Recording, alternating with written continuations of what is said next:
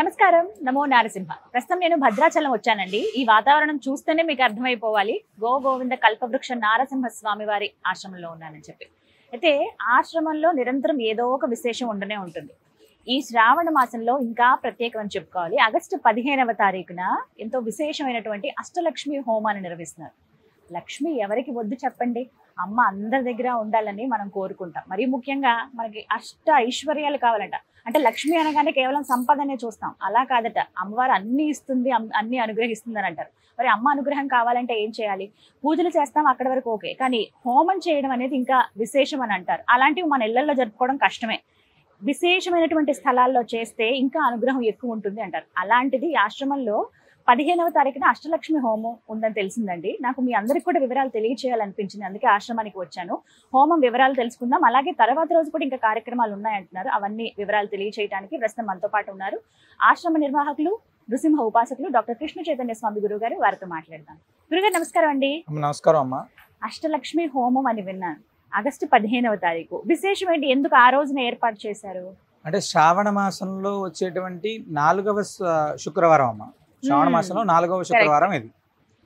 అంటే సాధారణంగా శ్రావణ మాసం అనగానే మనందరం కూడా అంటే చిన్నవాళ్ళు పెద్దవాళ్ళు ఎవరు ధనిక పేద అనేటువంటి వ్యత్యాసాలు లేకోకుండా విశేషంగా స్త్రీమూర్తులందరూ కూడా అత్యంత వైభవంగా ఆరాధన చేసుకుంటారు మహాలక్ష్మి. అది వరలక్ష్మి వ్రతం కావచ్చు, కుంకుమార్చనలు కావచ్చు, వాయినాలు ఇవ్వడం కావచ్చు, ఇలాంటివన్నీ కూడా శ్రావణ మాసంలో చాలా వైభవంగా చేస్తారు. అంటే ప్రతి ఇంట్లో కూడా లక్ష్మీ ఆరాధన అనేటువంటిది శ్రావణ మాసంలో అద్భుతంగా జరుగుతుంది. ఫస్ట్ సాధారణంగా మనకు వరలక్ష్మి వ్రతం అనగానే మనకు వచ్చేటువంటి కథలలో చారుమతి దేవి అందులో ఉండేటువంటి మొట్టమొదటిగా ఈ యొక్క వ్రతాన్ని అమ్మవారి యొక్క అనుగ్రహం ద్వారా చేసినటువంటి ఆమె ఎలా చేసింది వ్రతం సాధారణంగా అంటే శ్రావణ మాసంలో వరలక్ష్మి వ్రతం ఆమె చేసినటువంటి విధానం, అమ్మవారు ఆమెకు స్వప్నంలో చెప్పి ఈ యొక్క వరలక్ష్మి వ్రతాన్ని ఆచరించమని చెప్తే ఆమె యొక్క గుణం ఎంత గొప్పదయ్యా అంటే అందుకే ఆమె అంత అంటే అమ్మవారి యొక్క పరిపూర్ణ అనుగ్రహానికి పాత్రులై ఈనాటికి కూడా మనం ఆమెను స్మరించుకుంటున్నామంటే ఎంత పుణ్యాత్మురాలై ఉండాలి. ఒకటి, ఆమెకు చెప్పగానే ఆమె చేసినటువంటి మొదటి పని ప్రాతకాలంలో అందరినీ కూడా పక్కన ఉన్నటువంటి వాళ్ళ చుట్టుపక్కల ఉన్నటువంటి వాళ్ళందరినీ కూడా అంటే బంధువులు, మిత్రులు, ఆ గ్రామ ప్రజలు ఎవరైతే ఉన్నారో వాళ్ళందరినీ పిలిచి చాలా వైభవంగా అమ్మవారికి సంబంధించినటువంటి ఆరాధన, పూజ, వ్రతం అన్ని చేసుకున్న తర్వాత అమ్మవారికి చేస్తున్నటువంటి ప్రదక్షిణ ద్వారా అక్కడ ఉన్నటువంటి వచ్చినటువంటి ఎవరైతే పాల్గొన్నారో వాళ్ళందరి ఇళ్లలో సిరి సంపదలకు లోటు లేకోకుండా పెరిగిపోతున్నాయి. అంటే ఆభరణాలు రావడం కావచ్చు, వాళ్ళకు మాంగళ్య వృద్ధి బలం కావచ్చు, ఇవన్నీ పెరిగిపోతున్నాయి. చాలా ఆశ్చర్యంగా అందరూ కూడా చాలా ఆనందపడ్డారు. అప్పటి నుంచి కూడా జరుగుతుంది. అయితే కథల కాలం అంతా కూడా వరలక్ష్మి వ్రతం అనగానే ఏదైనా ఒక ఆలయాల్లో ప్రత్యేకంగా సామూహికంగా చాలా వైభవంగా చేసేటువంటి వారు. సరే, ప్రస్తుతం ఎవరింట్లో వాళ్ళు చాలా ఆడంబరంగా చాలా వైభవంగా చేస్తున్నారు. మాకు అనిపించింది ఏంటయ్యా అంటే అందులో ఉంది కదా, అందులో ప్రత్యేకంగా సామూహికంగా చేస్తే చాలా విశేషం. సాక్షాత్ అమ్మవారి చెప్పింది కదా, అలాంటి అమ్మవారి యొక్క అనుగ్రహం ప్రతి స్త్రీమూర్తికి కూడా ఉండాలి. ఫస్ట్ ఎంత ఆడంబరంగా మనం ఇంట్లో చేసుకున్నప్పటికీ కూడా సామూహికంగా చేస్తే అక్కడ లక్ష్మీ అమ్మవారు వచ్చి కూర్చుంటారు. అంటే ఏ స్త్రీమూర్తి రూపంలో ఉంటారో తెలియదు, ఎవరు ఎలా మనల్ని తగులుతారో తెలియదు. అమ్మవారు ఒక స్పర్శ మనకు తగిలితే మనకు ఉన్నటువంటి దారిద్ర్యాలన్నీ తొలగిపోవామా? ఖచ్చితంగా దొరుకుతుంది. అంటే మనం ఒక్క లక్ష్మి అనగానే డబ్బు మాత్రమే చూడద్దు. అంటే సౌభాగ్యం కావచ్చు, ధనము కావచ్చు, ధాన్యం కావచ్చు, విద్య కావచ్చు, విజయం కావచ్చు, ఇవన్నీ కూడా లక్ష్ములే. నార్మల్ గా మనం సంతాన లక్ష్మి, సౌభాగ్య లక్ష్మి, విద్యాలక్ష్మి, హైగ్రీ, విజయలక్ష్మి, ఇలా వివిధ రకాలైనటువంటి దాంట్లో అష్టలక్ష్ముల్ని ఆరాధిస్తున్నాం. అదే విధంగా ప్రతి ఒక్క స్త్రీమూర్తికి కూడా అష్టలక్ష్మి అమ్మవారి యొక్క అనుగ్రహం ఉండాలి. అంటే ప్రతి ఇంట్లో కూడా ఏదో రకమైనటువంటి ఎక్కడో తెలియనటువంటి అశాంతి ఏదో రూపంలో ఉండొచ్చు. అది డబ్బు పరంగా ఉండొచ్చు, పిల్లల యొక్క చదువు పరంగా ఉండొచ్చు, వాళ్ళ భార్యాభర్తల దాంట్లో ఉండొచ్చు. ఇవన్నీ కూడా ఏదైనా కారణం చేత. అంటే మా యొక్క ఉద్దేశం ఏంటంటే సామూహికంగా చేసేటువంటి ఆరాధన అత్యంత విశేషమైనటువంటి ఫలితాన్ని ఇస్తుంది అని చెప్పి మేము ప్రత్యేకంగా నమ్ముతాము. ఎందుకంటే ఇక్కడ చేసేటువంటి ప్రతి హోమం, ప్రతి పూజ ప్రత్యేకంగా అందరూ కూర్చొని ఎవరికంటే పెద్ద, నేను చాలా గొప్పవాడిని, నేను చాలా తక్కువవాడిని, ఇలాంటి ఏ భేదం లేకుండా స్వామి సన్నిధిలో అందరూ కూర్చొని చేసుకునేటువంటి అద్భుతమైనటువంటి భాగ్యం ఇక్కడ ఉంటుంది. రెండవది అత్యంత విశేషమైనటువంటి గోసన్నిధి. గోవుల సన్నిధిలో చేసేటువంటి వ్రతం కావచ్చు, పూజ కావచ్చు, హోమం కావచ్చు, కుంకుమార్చన కావచ్చు, ఇవన్నీ అద్భుతం అమ్మ. అందుకని మనం ఏం సంకల్పం చేసామంటే ఆగస్టు 15వ తారీఖు శ్రావణ మాసంలో విశేషంగా శుక్రవారం రోజు 4వ శుక్రవారం రోజు సాయంత్రం ప్రాతకాలం ఏమో గోపూజ, కల్పవృక్ష నరసింహ స్వామివారికి, శ్రీ మహాలక్ష్మి అమ్మవారికి విశేషమైనటువంటి అభిషేకం నిర్వహించి సాయంత్రం 4 గంటల నుంచి కూడా ప్రత్యేకంగా అష్టలక్ష్మి హోమాన్ని, అనంతరం స్త్రీమూర్తులందరి చేత 1,00,000 కుంకుమార్చనని కూడా మనం ఇక్కడ చేస్తున్నాము. ఎవరైనా ఏ స్త్రీమూర్తి అయినా ప్రత్యక్షంగా పాల్గొని ఈ యొక్క హోమాన్ని చేసుకోవచ్చు, ఈ యొక్క కుంకుమార్చనలో పాల్గొవచ్చు. ఎవరైతే హోమంలో పాల్గొంటారో, ఎవరైతే హోమంలో ఉంటారో వాళ్ళందరికీ కూడా అమ్మవారి యొక్క ప్రసాదంగా విశేషంగా వెండి అమ్మవారి యొక్క రూపుని కూడా వాళ్ళందరికీ కూడా ఇవ్వడం జరుగుతుంది.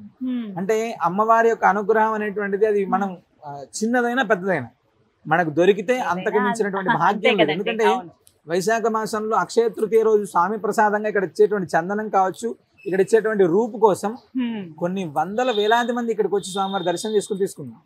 శ్రావణ మాసంలో లక్ష్మి మన ఇంటికి వస్తుందంటే అంతకు మించినటువంటి భాగ్యం ఇంకొకటి లేదమ్మా. రెండవది అంటే 15వ తారీఖు సాయంత్రం ఏమో ఆ కార్యక్రమం జరుగుతుంది. ఇక్కడ ప్రత్యేకంగా మనందరం చూసుకోవాల్సింది ఏంటంటే సామూహికం. ఎక్కడ సామూహికంగా జరిగినా అక్కడ ఉండేటువంటి పవర్ చాలా ఎక్కువగా ఉంటుంది. ఫస్ట్ మామూలు మేము అంటే ఇక్కడని కాదు, ఏ ఆలయంలో ప్రత్యేకంగా చేస్తున్నప్పటికీ కూడా దాని యొక్క విలువ, దాని యొక్క వైభవం అనేటువంటిది చాలా ఎక్కువ. కాబట్టి మనం ఖచ్చితంగా అవకాశం ఉన్నటువంటి ప్రతి స్త్రీమూర్తి తప్పకుండా కుటుంబంతో పాల్గొని యొక్క హోమంలో చేసుకొని వెళ్ళడం చాలా గొప్పది, అత్యుత్తమం. చక్కగా శుక్రవారాలు ఎలాగో వాళ్ళ ఇళ్లలో చేసుకుంటారు.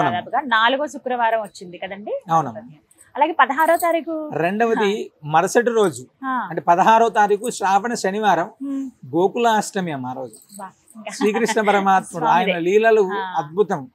శ్రీకృష్ణ పరమాత్మ యొక్క జన్మ దినం అత్యంత వైభవంగా. అంటే విచిత్రం ఏంటంటే గోవుల సన్నిధిలో గోపాలుడికి ఇక్కడ విశేషమైనటువంటి కృష్ణాష్టమి వేడుకలు ఉదయం నుంచి సాయంత్రం దాకా. కృష్ణాష్టమికి సంబంధించినగా మీరు ఇక్కడ కల్పవృక్ష నరసింహ స్వామివారి యొక్క సన్నిధిలో ఆ స్వామివారికి పక్కనే చూడొచ్చు కాళింగ నర్తన శ్రీకృష్ణ పరమాత్మ. కల్పవృక్షం కంటే ఇంకా ముందు నుంచి ఆరాధింపబడుతున్నటువంటి దేవుడు ఆయన. ఎన్ని వందల సంవత్సరాల నుంచి ఉన్నాడో మాకు కూడా తెలియదు. అంత అద్భుతంగా ఇక్కడ మమ్మల్ని అందరినీ కూడా అనుస్తున్నాడు. అందుకే ఈ యొక్క ఆశ్రమానికి కూడా గోవింద, గోవు గోవిందుడు ఉండాలి అని. గోపాలుడికి జరిగేటువంటి విశేషమైనటువంటి వేడుకలు చాలా వైభవంగా జరుగుతుంది. ఆనాడు ఉదయం నుంచి సాయంత్రం దాకా విశేషమైనటువంటి కార్యక్రమాలు కృష్ణాష్టమి సందర్భంగా జరుగుతూనే ఉంటాయి. ఇది 15వ తారీఖు, 16వ తారీఖు, 17వ తారీఖు ఈ 3 రోజుల కాలం పాటు ఈ యొక్క హోమం కావచ్చు, కృష్ణాష్టమి వేడుకలు కావచ్చు చాలా వైభవంగా జరుగుతాయి అన్నమాట. ఇలా మొత్తం 2 రోజులు. తర్వాత రోజు 17వ తారీఖు కూడా ఏదో ఉందని విన్నానండి. 17వ తారీఖు సింహ సంక్రమణము అనేమో. సంక్రమణం రోజు నదీ స్నానం చేయడం, గోసేవ చేయడం, ఇది అద్భుతం అమ్మ. అంటే సింహ సంక్రమణం అనేటువంటిది 17వ తారీఖు జరుగుతుందమ్మా. సంక్రమణం అనేటువంటి చాలా గొప్పది. రెండోది మీకు అంటే గోసేవ చేయాలి అని చెప్పాను కదా, మీకు గోసేవ ఎందుకు చేయాలి చిన్న చిన్న ఎక్స్పీరియన్స్ మీకు చెప్తాను. అంటే ఈ మధ్యకాలంలో మా దగ్గరకు ఒక భక్తురాలు హైదరాబాద్ లో ఉంటారు, మెహదీపట్నంలో ఉషశ్రీ గారు అని చెప్పి సుమారు 60 సంవత్సరాల పైన ఉంటారు ఆ పెద్దవాడికి. వారు 2023వ సంవత్సరంలో ఇక్కడికి వచ్చి స్వామివారి సన్నిధిలో నవంబర్ డిసెంబర్ ఆ సమయంలో వచ్చి స్వామివారి సన్నిధిలో దర్శనం చేసుకొని ఇక్కడ ఉన్నటువంటి గోసేవ చాలా వైభవంగా చేసుకొని అట్లా ఒక 2-3 అమావాస్యలకి ఆమె వచ్చారు, రాత్రి నిద్ర చేశారు, గోసేవ చేసుకుంటున్నారు, వెళ్తారు. హైదరాబాద్లో కూడా ఆమె మెహదీపట్నం దగ్గర ఎక్కడో గోశాల దగ్గర ఉంటే అక్కడికి వెళ్ళి గోసేవ ఆమె ప్రత్యేకంగా చేసుకునేవారు. ఆమెకి క్యాన్సర్ వచ్చింది. క్యాన్సర్ వచ్చి ఆమెకి డాక్టర్ దగ్గరికి వెళ్తేటప్పటికి ఆమెకి 4th స్టేజ్ అని చెప్పారమ్మ. హైదరాబాద్లో ఒమేగా హాస్పిటల్స్లో ఆమెకి 4th స్టేజ్ అని చెప్పారు. ట్రీట్మెంట్ జరుగుతుంది. ఆమె అంత విచిత్రంగా ఆమె 2-3 సార్లు ఇక్కడ అమావాస్య హోమాలకు రావడం, వచ్చినటువంటి సమయంలో ఎక్కడ హోమం జరిగినా కూడా ఎక్కువ శాతం ఆమె గోవుల దగ్గరే ఉండడం అనేటువంటిది మేము ప్రత్యక్షంగా చాలాసార్లు చూసాం. ఆమె నేను మామూలుగా చాలాసార్లు అడిగాను, అమ్మ మీరు ఏం చేస్తుంటారంటే నేను వారానికి 2-3 రోజులు గోశాలకు వెళ్ళి గోసేవ చేస్తానండి. అంటే మీకు ఆరోగ్యం బాగాలేదన్నారు కదా, ఏం చెప్పారండి? భగవంతుడు నా కర్మకు ఇది ఇచ్చాడు, తప్పకుండా నేను అనుభవిస్తున్నాను, తప్పకుండా ఆయనే మంచి చేస్తాడు అనేటువంటి భావన ఆమె దగ్గర ఉంది. చాలా పాజిటివ్. ఆమె దగ్గర డాక్టర్ దగ్గరికి వెళ్ళినప్పుడు 33% మాత్రమే నీ యొక్క బ్లడ్ బాగుంది, మిగతా 75%, 60-70% కొలాప్స్ అయిపోయింది. 4th స్టేజ్ అంటే చాలా తక్కువ రోజులు మీరు ఉంటారు అని చెప్పారు. అలాంటి ఆమె అంటే మీ కొడుకుల దగ్గరికి కూడా వెళ్ళలేరు, ప్రస్తుతం అమెరికాలో ఉంటారండి పిల్లలు, వెళ్ళలేరు, మీది ఏదైనా ఇంకా చివరి రోజులు అని చెప్పారు. ఇది 2023 లాస్ట్, 24 ఫస్ట్. అలాంటి ఆమె ప్రతి అమావాస్యకి అప్పుడప్పుడు వీలు కుదిరినప్పుడు ఇప్పుడు వస్తుంది ఆమె. ఈరోజు చాలా అద్భుతంగా ఇందాక ఈరోజు వచ్చారు ఆమె. వచ్చి ఆమె చెప్పేటువంటి మాట ఏంటంటే డాక్టర్ దగ్గరికి వెళ్తే 30% కాస్త 75% చాలా బ్రహ్మాండంగా ఉన్నారు, మీరు అమెరికా వెళ్తారా, మీ పిల్లల దగ్గరికి వెళ్తారా, ఎక్కడికి వెళ్తారా వెళ్ళండమ్మా. అంటే రోగం అనేటువంటిది పూర్తిగా తగ్గిపోయింది అని చెప్పను కానీ చాలా వరకు క్యూర్ అయింది. అసలు ఏంటి మీ దగ్గర జరుగుతున్నటువంటి అద్భుతం ఏంటంటే నేను చేస్తున్నటువంటి గోసేవ. ఆమె ఎప్పుడు వచ్చినా కూడా గోవుల దగ్గర కూర్చొని ఉంటుంది, ఇక్కడ కల్పవృక్ష నరసింహస్వామి వారికి సన్నిధిలో ప్రత్యేకంగా జపం చేసుకుంటూ ఉంటుంది, ఎప్పుడు వచ్చినా కూడా ఇలా. అంటే గోసేవ అనేటువంటిది అంత గొప్పదం. సింహ సంక్రమణం అనేటువంటిది చాలా అద్భుతమైనటువంటి సంక్రమణ కాలంలో 17వ తారీఖు సంక్రమణ కాలంలో స్వామి సన్నిధిలో ఉండి స్వామి సన్నిధిలో జరిగేటువంటి గోపూజలో స్వామివారి సన్నిధిలో జరిగేటువంటి అభిషేకంలోను హోమంలో ఏదైతే ఉన్నాయో ఆ హోమాల్లో పాల్గొనడం అనేటువంటిది ఖచ్చితంగా విశేషం. సంక్రమణ కాలంలో ఏదైనా ఒక జస్ట్ ఒక పిడికేడు దానం చేసినా కూడా అది అక్షయం అవుతుందంట, అంత గొప్పది. కాబట్టి మనం కూడా ఈ 15వ తారీఖు జరిగేటువంటి హోమం అష్టలక్ష్మి హోమం, 16వ తారీఖు జరిగేటువంటి గోకులాష్టమి వేడుక, 17వ తారీఖు సింహ సంక్రమణం సందర్భంగా జరిగేటువంటి విశేషమైనటువంటి పూజ. అవకాశం ఉంటే ప్రతి భక్తుడు తప్పకుండా పాల్గొనండి, పరిపూర్ణమైన స్వామి అనుగ్రహం మనకు కలుగుతుంది. ప్రత్యక్షంగా రావడమే విశేషం ఉండాలి. 3 రోజులు సెలవులు ఉన్నాయి కాబట్టి చక్కగా వివరించారు. ధన్యవాదాలు గురుగారు. విన్నారు కదండి, 15, 16, 17 3 రోజులు. చాలా మందికి ఏంటంటే సెలవులు ఉంటాయి. సాధారణంగా ఈ రోజుల్లో సెలవులు వచ్చినప్పుడు ఏవో వేరే వేరే టూర్లకనో ఇలా కాకుండా చాలా మంది ఏం చేస్తున్నారంటే స్పిరిచువల్ టూర్స్ లాగా ఆలయాలకు వెళ్తున్నారు, పిల్లల్ని దేవాలయాలకు తీసుకొస్తూ ఉన్నారు. మరి అందులో భాగంగా ఈసారి ఇక్కడికి ప్లాన్ చేసుకోండి అని నేను చెప్తాను. ఎందుకంటే చాలా విశేషమైన 15వ తారీఖు చాలా మంది స్కూళ్ళకి పిల్లలకి ఉదయం సాయంత్రం వరకు కార్యక్రమం అయిపోతే సాయంత్రానికి అష్టలక్ష్మి హోమం ఉంటుందంటే ఆ హోమంలో మీరు అందరూ పాల్గొనొచ్చు. ఇక తర్వాత రోజు ఇక్కడే నిద్ర చేస్తే కనుక తర్వాత రోజు గోకులాష్టమి ఎంత వైభవంగా ఉంటుందో అందరికీ తెలిసిందే.